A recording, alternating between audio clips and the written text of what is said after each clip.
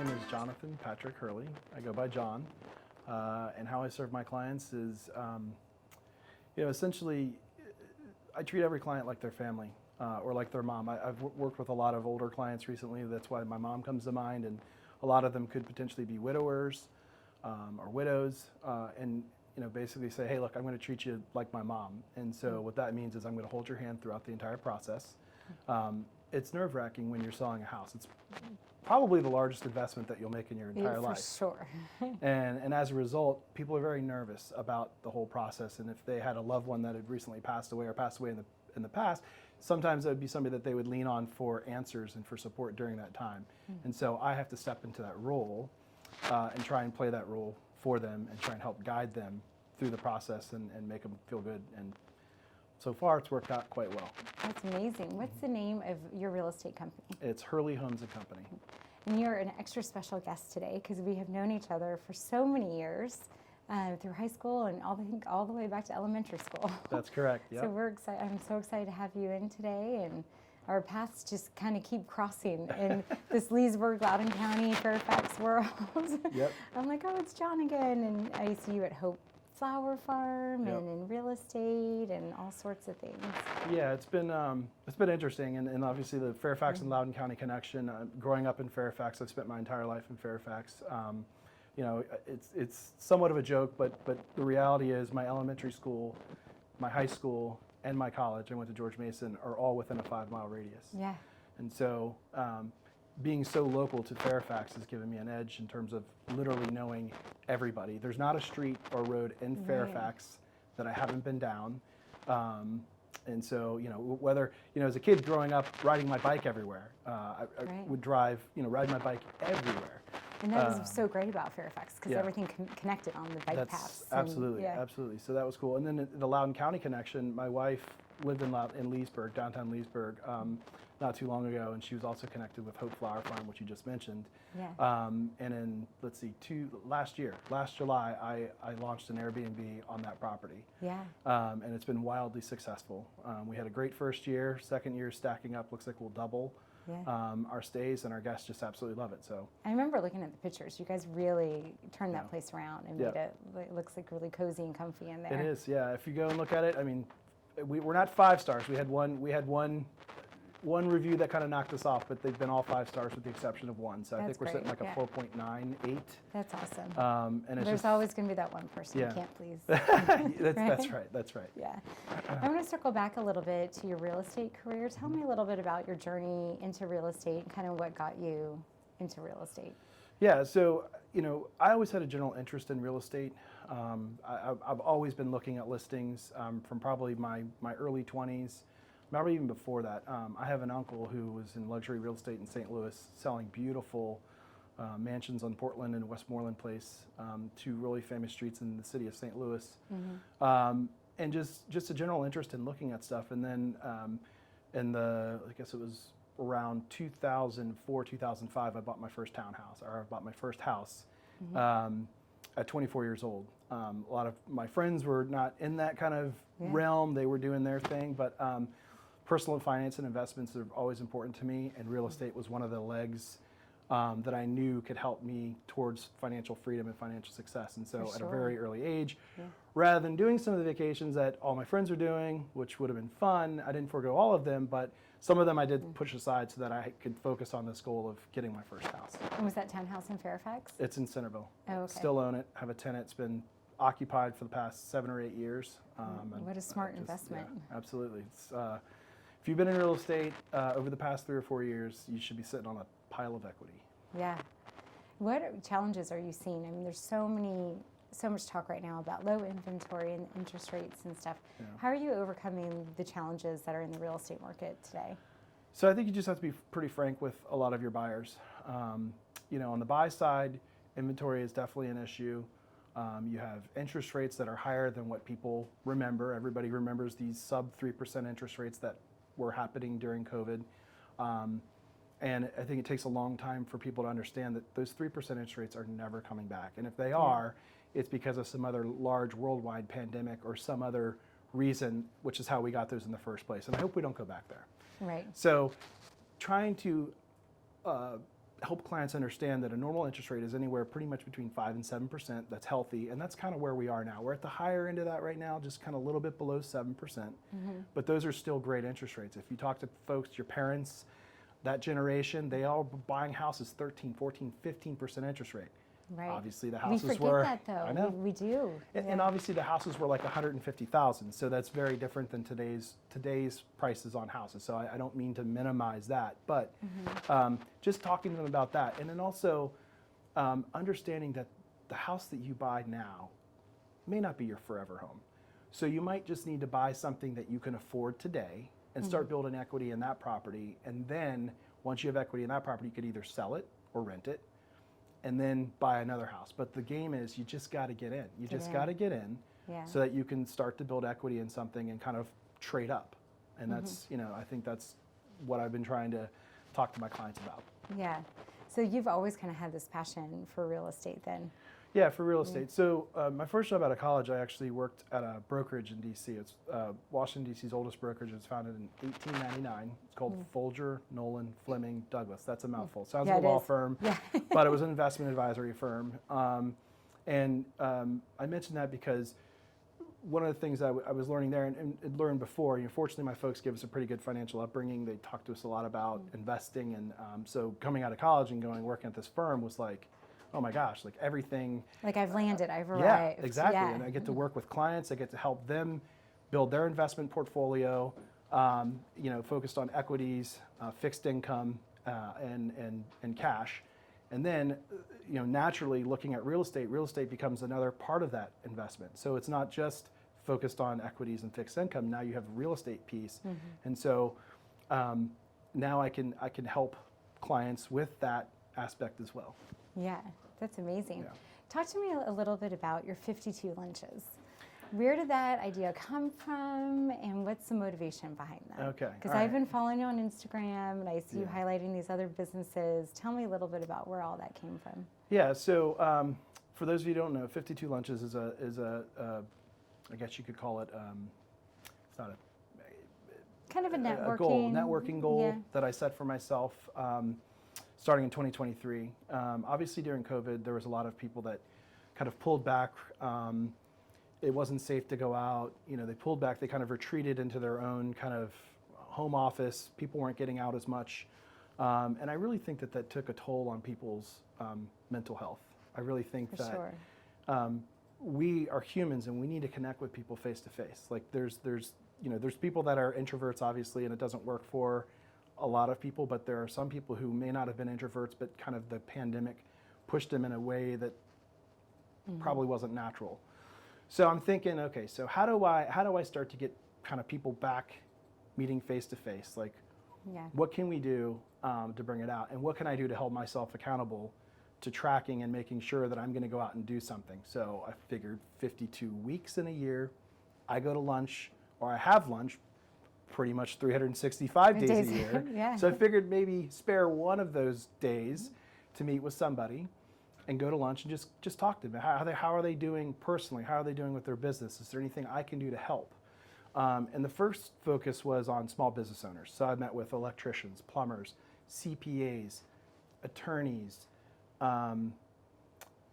photography professionals. I mean, you name it. I would meet with them, figure out what they're doing, and just highlight what they're doing, what their story is on LinkedIn, on Instagram, and on Facebook.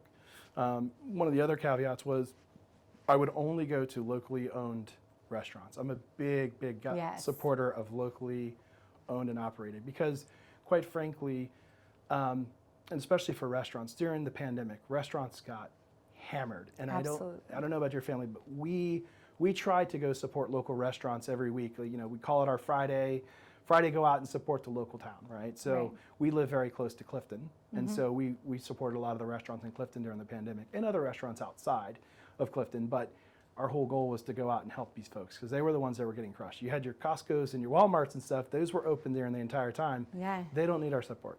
Yeah. Local needs our support, okay? Yeah. And there was only so much door dashing that was going to save the situation. Exactly. So when I meet with somebody, when I invite them to lunch, I say it's on you. The only caveat is you've got to select a locally owned restaurant, and so I kind of let them guide where that is. I've been to some amazing places that I had never been to. Some of the other ones I've been to many times and love them, but so it's introduced me to places I probably wouldn't have gone. I meet people that I necessarily may not have met throughout this. And one of the things I do ask when we're meeting is if there's anybody else that I should meet, if, and if they would make an introduction. So yeah.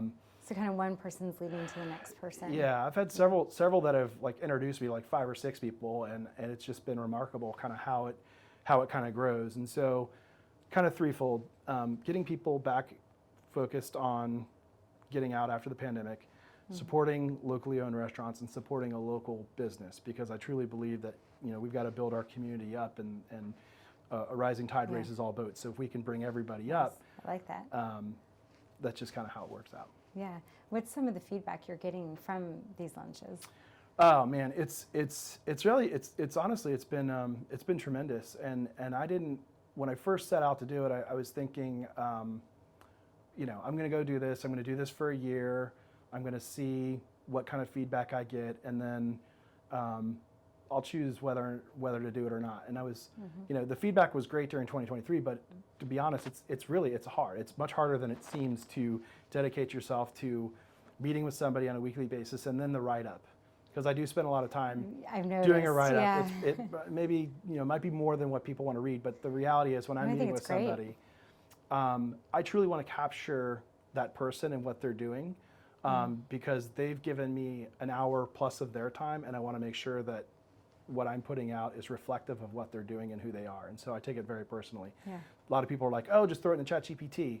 Let it just do it for you. Put in some keywords. And I'm like, well, that's not authentic to me, and that's not authentic to them. And so I take a lot of time. So I think I can go and do that. Yeah, and I can tell on my end that it is authentic, that it is not a ChatGPT. You are actually taking the time to get to know these business owners and highlight them in a proper way. Yeah, I definitely want to connect on something that's more than surface level, because everything, like you run into people out in public, it's like, oh, well, how about the weather? And I'm like, yeah, it's hot as crap out, whatever, But like, you go and you have lunch with somebody, you break bread, we're sitting here, we're eating, we're chewing, we're talking, and before you know it, like 5 other people in common. Right. And so it just kind of grows and grows and grows, and it's just really cool. And then they take it back to their friends and their friends, and they show them, and then I tag people on Facebook, and like we had I think it was a lunch 2 weeks ago. One of our PE teachers in high school, Tom Peterson. Mr. Peterson. Mr. I Peterson, remember. So Mr. Peterson was he was the elementary PE teacher, the high school PE teacher, and high school baseball coach. Wow. And when I posted about Tom, the remarkable thing was there were so many people that said that they didn't realize that Tom also owned Peterson's Ice Cream Depot in Clifton, Virginia. Oh, I didn't know that either. Yeah, so some people were like, I didn't realize it was the same Peterson. So like there's just certain things that kind of come out, and when I post it and I share it, people are like, oh my gosh, I had no, they didn't realize the connections were there. And then there's a whole other community that wants to go out and support him, right? Totally, yeah. Absolutely. And the other thing that's come from it is a lot of the businesses that I've featured, I've had people reach out to me and say, hey, can I get that carpet cleaner's number? Sure, no problem. So I always try to make an introduction I always offer to make an introduction, but the reality is it's really happening. I've sent countless businesses customers just based on what I'm doing here. And the other thing is I was doing this long before I was in real estate. I'm just a natural connector. You are, yeah. And so I've had people reach out to me for years that's like, hey, John, do you have this person? Part of that is because I grew up here, and they're always like, oh, my friend John, he's got a guy. Yeah. So like one of the things I push out is your local guy. So like I'm your guy. Like being in this environment for 44 years, I've met so many people, I've made so many connections, and they're actually like deep connections. Like they're with people, like again, not surface level, authentic connections that when somebody I just hear in passing needs XYZ contractor support or whatever, I'm always thinking, how do I make the connection with somebody? Yeah. And then I follow up too, which a lot of people are like, oh, most people just throw a name out there, but I want to find out, was it a good experience? Was it great? Was it awesome? Right. I feel like that's always been a wonderful part of your personality is your authenticity, and it shines through in everything that you do. Oh, thank you.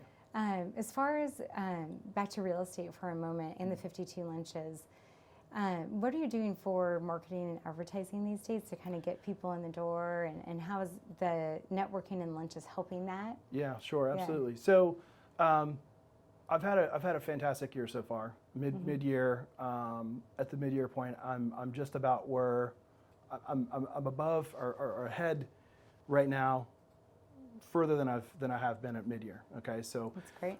Up to this time, like my annual production has kind of been where I am at mid-year now. So I think through the lunches, I've certainly gotten clients from posting on that, and then just making genuine connections again through the Airbnb that I run over at Oak Flower Farm. Yeah. I have a wonderful client that came out of that. She was staying there, and I went and met her, and turns out they're buying properties in Loudoun County, and they're putting them up for some mental health facilities for our adolescents in the community. Oh, nice. Okay, so Yeah. like that was one client. I've had the pleasure of working with several people that I worked with previously in my previous world working in telecom. I've gotten to support a lot of those clients this year and That's last year, nice. which is really awesome. So in terms of marketing, I mean, I'm not, everything that I've had is out of my SOI, my sphere of influence. So it's all people that I've known for years or made connections or referrals. I have a lovely neighbor named Janice Groff who has sent me wonderful referrals this year.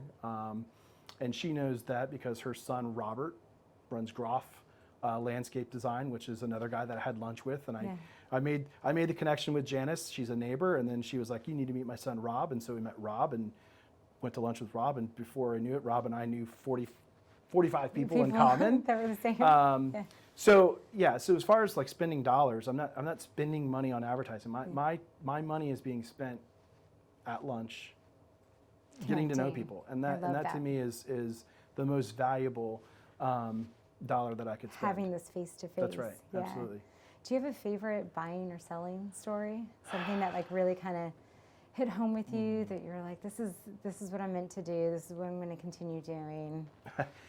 So one in particular, there was a couple last year who they have 3 children, and they had been living in an apartment, and they reached out and they wanted to buy a house, and so great, up to the challenge. I mean, obviously the market is with the market. It's fast and furious. It's, you got to see houses as soon as they go active, which is typically like Thursday. You've got to have an offer drafted like Thursday, Friday, because, at the latest there's a deadline on Monday. But if the seller receives an offer they can't refuse, they reserve the right to take it off the market. And so this couple, we'd been working together for months. It was literally like clockwork. What hits the wire on Thursday? Okay, let's go out and see it. We would go see it. We'd write offers. We lost time and time again. We escalated in our offers. We did everything to try and win these offers, but it wasn't enough in order to win. Yeah. And so it was getting down to the wire. It was Memorial Day last year, and they had to tell their apartment complex that they were going to re-up. Right. And then you have to make the decision. If you re-up for a year, it's going to be a little bit cheaper, but then you're locked in for a year. Right. Or do you lock in for 3 months, which, then it goes up to, 2 or 3x what they were paying monthly. Yeah, because then you have a short-term lease fee. Exactly. Yeah. And so the pressure's on, as if it hadn't been on. They knew that they had a deadline, and we'd been looking. We just couldn't put together a strong enough offer to win. So leading into Memorial Day, it was the Thursday before Memorial Day. I was actually at the mall with my wife and daughters. We were walking around, doing whatever they're doing. Doing their thing. Doing their thing, Yeah. getting their eyebrows done or whatever. And I got a call from my client, and they said, "Look, this house just came on, and we would really like to see it." And I said, "Okay, great." So I grabbed everybody, and my family knows that, real estate is a thing where you're going to have to just kind of jump and jive and figure it out. So And sometimes dad gets called, and dad's got to take a call. Yeah. So we pile into the car, we go out to that property. On the way there, one of the things that I always like to do is, because again, I'm from here, I look to see who owns the house. I can go to the tax record, see who owns the house. I saw this gentleman named Greg, went onto Facebook. Do I have friends in common with Greg? Well, sure enough, I had like 8 friends in common with Greg. And a lot of them was a family that we went to high school with, the Eastman family. And so their agent said, "Hey, look, I'm not going to be able to be there. My client is there with the baby that's sleeping. So if you could just please be quiet." And I said, "Great, no problem. I'll do that." Answer the door. Gentleman comes to the door. I said, "Greg." He said, "Yeah, I'm Greg." And I said, "Nice to meet you. I'm John Hurley. How do you know the Eastman family?" And he goes, "Oh my gosh." He goes, like I've known them forever. Jake Eastman is like my best friend. Yeah. And I'm like, great. Well, we'd love to look at your house and buy your house. And he was like, all right. So we took a quick look around. He's like, right now? Yeah. So we took a quick look around, and my clients were like, this is great. We love the house. We want to put an offer on it. I said, great. So we leave. Baby's still sleeping, thankfully. Yes. And we put an offer together. I present it to the listing agent, and she said that she would need to review it and look at it or whatever. Meantime, I'm texting Jake. I'm like, Jake, put in a good word. Tell Greg that we really want to get this house. And we need this house. We need to help this family. Yeah. Jake does that. He's reached out to Greg. Get a call later that night, and the listing agent called us to tell us that they did not select our offer. Oh. And did your heart just sink? Oh my God, totally. I thought we had, I'd made all the connections. I'd done everything to set my clients up for success. And I had to call and deliver the news, which I get emotionally tied into these deals too. Like it's not just another transaction for me. I get vested in my clients. This is the family's future. Correct. Yeah. Correct. So I had to deliver the news. I was a little upset by it, and then the next morning I called the listing agent again, and I just said, "Hey, are you sure? I talked to Greg, the owner, and it seemed like he liked our offer, and we've got friends in common." And she said, "Oh, let me check on that and call you back." And so this was again Friday morning, and they had already received the devastating news the night before. We're like, what are we going to do? We still have till Monday. Now we're talking Friday. We have till Monday to get something under contract so that we can tell the apartment complex we're out or yes, or whatever. yeah, give them an answer. Yeah. Right. So she calls me back and she said, "Tell you what, Greg told me that he wants to go with your offer. He knows that you have friends in common." So I got to pick myself up. I was unbelievably excited. Yeah. Pick up the phone, and I make sure my client, one of them, he drives for work, so he's out on the road all the time. So I wanted to make sure that both he and his wife were on the phone. So we get on a three-way call, and I was able to tell them, guys, we got the house. They understood that it was. I guess she misunderstood that the offer that she was accepting wasn't ours. And so literally, I think all three of us were crying on the phone because it was so stressful. We literally had written 14 offers. Wow, it's exhausting. Okay, so everyone's strung out, stressed out. Totally. And so it was just such a sense of relief that they were able to get this house. And like I said, they were going to go 2 or 3x on their rent, and this was the kind of the last Hail Mary, and we were able to get it. And I truly, it was. I truly believe that it was the fact that I knew the owner, and that's what I do. When I look at anybody who's selling a house, I always look to see who the owners of the house are. I might know them, I might know their children, I might know their friends, whatever edge I need to try and get in, is what I do. Yeah. And I bet that family is so grateful. Yeah, and are they still in the house? It's just they're still in the house. Yep, they're still in the house. And in fact, they just reached out to me about 2 weeks ago. Their mother is getting ready to sell their townhouse in Fairfax. Oh, nice. So obviously they appreciated what I was able to do for them, and so that they're referring business. And that's how a lot of my business. Going back to the how am I getting business? How am I marketing? Well, a lot of it is just going out and doing a great job, and just being giving it all to your clients. Exactly. Yeah. What do you find most rewarding about what you do? Just that. I mean, helping a family start on that next chapter of their lives, whether it's helping a family buy a new home and giving that new chapter, or helping a family sell a home and shutting a chapter. There's a lot of things, people that have been in a house 20 or 30 years, raised their children in that house. Right. It's very emotional. It is. And I don't take it lightly. I know when it comes time for me to help my mom sell her home that we grew up in Fairfax Station, it's going to be rough. I mean, it's going to be tough. Yeah, it's been, I think my parents sold their house in Burke, it's been about 15 years.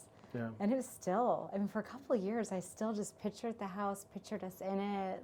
It was just hard to picture another family there. Yeah. And we had the opportunity to go in with new owners Yeah. in it. And I was like, this is just, they were so kind and Yeah. generous to let us like walk around. Well, But I was like, wow, it's like the same and then it's not. Yeah. It's a very emotional thing. And I think that's something that I don't know about everybody. Maybe it's just because I'm in real estate, but like doing the drive-by of a house that you previously lived in, especially like with the kids, it's like, oh, I used to live over there, and I used to live over there, and The kids are like, eh. yeah. But some of it's kind of cool. Like Megan, for instance, she grew up in Clifton, Yeah. literally in the house that her dad and his two buddies built by hand. Like I mean, Wow. literally like looking at the Bob Vila books, like how do I build a wall? Like how do I do this? How do I do The that? Bob Vila. Yeah, I mean, seriously, they lived in Maryland, and he and his buddies would come down, and they built the house. I think it probably took them like 5 years to build it because they were doing it on the weekends. And that house is in Clifton, out by Paradise Springs Winery, if you're familiar with it. And it was just this very sentimental house to her. In fact, that house recently came up for sale, and Megan wanted to go look at it. Oh, did she? So we went, it's like, my wife is not somebody who likes the word no, so it's always like, Yes, all we're right, gonna go. I know that. So we, I said, okay, let's go. So we went Yeah. and we went and looked at the house, and there was just the rush of emotions was something that she couldn't deal with because the house was so personal. I went through that, yeah. Yeah, her mother passed away there too, so it was just like so much, Yeah. But I had to go. Like we had to go scratch that itch and find out if it was something that we were interested in because it's a beautiful lot, almost 6 acre lot Yeah. in Clifton, and it was we just had to go look at it, and Yeah.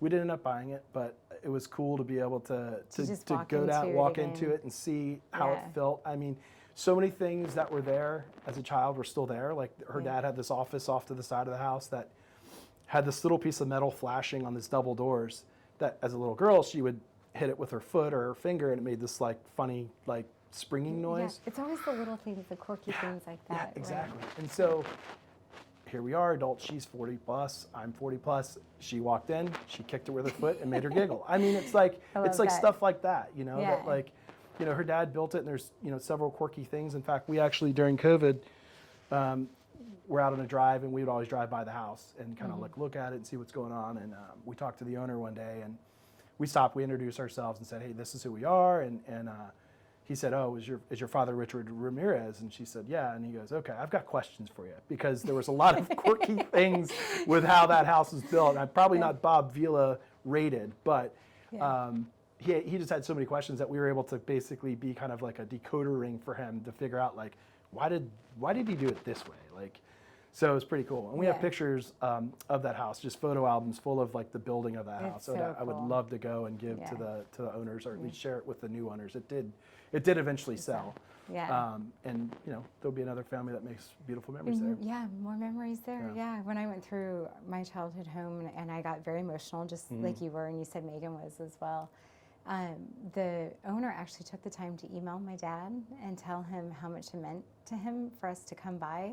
Wow. And how touched he was by how emotional I was, and how that was an example of how much love was in that home. Yeah.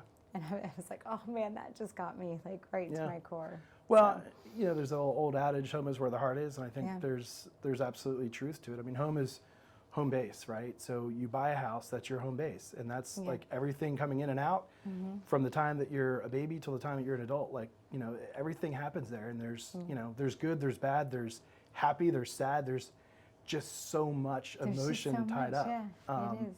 Yeah. And it's also just, home ownership for me is also just, it's not only an investment, but it's just something that like, if everything else in the world can be chaotic, but if you have a home that is yours to go home to, and that you're not going to have somebody call you and be like, hey, you've got to get out by next month, I'm selling the house, like I think it gives a good foundation for your kids and for your family, right? Like Absolutely.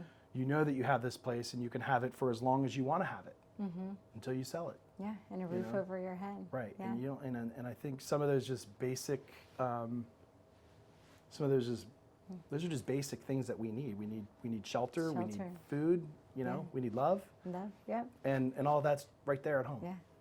As we kind of wrap up here, John, is there any last parting words you'd like to leave us with? Maybe, I know your family has a mantra that you live by. Would you mind sharing that, or business advice, home ownership? It can be anything like. Well, I'll go with We Choose Joy. Yeah. Probably get emotional. It's okay. Um, It's something I've heard you say, and it's Yeah. something I remind myself of every Yeah. day too, is just to choose the joy. Yeah, so I don't know if I can make a long story short, but in 2015, January, I lost my dad unexpectedly. And then, you know, he was in the Navy. So we had him buried at Arlington, but Arlington couldn't take on a funeral until October. Yeah. So we went from January, waiting for October, till he was buried. Unfortunately, August 15th, 2015, my best friend Jason passed away. He was training for the Marine Corps Marathon. You look at him, thin guy, out there training, So healthy. like inconceivable. 36 years old to drop dead. Yeah. Blows your mind. It hit all of us. Yeah. So, you know, we had a service, and all of us guy friends got up and did we all just, you know, had a little speech for Jason. And one of the things I did was I basically wrote a letter to Jason and said, Yeah. listen, like, we're going to take care of your family. You're good. Like, we got this, right? We got it. We got you. Little did I know. Yeah. It's funny and sad and happy and everything. It's beautiful. Little did I know I would end up dating and marrying his widow. Yeah. And his daughters were 5 and 7 at the time, Marion and Gray. And now they're 16 and 14. Wow. And I became their dad. I was Yeah. Uncle John. You know, Your Uncle and, John, yeah. It was just nothing I ever would have imagined in my life. Yeah. But you know, through watching Megan, watching her masterfully navigate life after losing a spouse, Yeah. She and was a figuring rock out, star. like, what do you do? And it's not like there's training. There's no training for this, right? It totally blindsides you. But she knew that whatever she did, the kids would cue off of, and so she had to put on a brave face. She had a saying, I'm going to butcher it, but it was like hair or makeup, choose one. So like, Yeah. you know, like you can wallow on the couch, but hair or makeup, choose one, and Yeah. show your daughters that life will go on. And you know, you've got to, your kids will really, I mean, they'll adapt. Yeah. So we went through the whole conversion of Uncle John to, you know, why does Uncle John want to Stepdad. date you, Mom? You know, like why? Well, she's beautiful and Because just, she's awesome. yeah, and the fact that the way that she navigated this was just so, with just such clarity of mind. She did. I was like, I need that in my life, and I had a great life before. Like, you know, I was never married, never had kids, but there was something about her that was just infectious. I just had to be part of it, and you know, for the first time in my life, I found that person that completed me, like, Yeah. you know, and going back to the We Choose Joy thing, that was a mantra that she started saying Yeah. at that point in time. We choose joy because it is a choice. Another one of her sayings is what you oh gosh, I'm gonna butcher it. What you don't, how was it? What you don't choose, you accept. Okay. So they're going to choose joy, because if they don't choose joy, they could accept something else Right. that was lesser or worse for these kids. And so as a result, that's just been a family mantra. We choose joy, and we, love it. you know, we use it. And this is a great reminder of it. Yeah. Like sometimes you kind of get off path of some of these things. Yeah.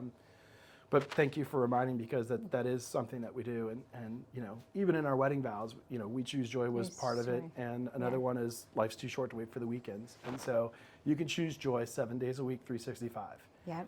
You don't have to wait for the weekend to go and meet with friends and see people that you haven't seen in a long time. Yeah. Right. Do it now. Do it now. Don't wait. You're not Yeah. guaranteed tomorrow. Yeah. You know. And I was That's so true. lucky And to you have guys seen, know that yeah, firsthand.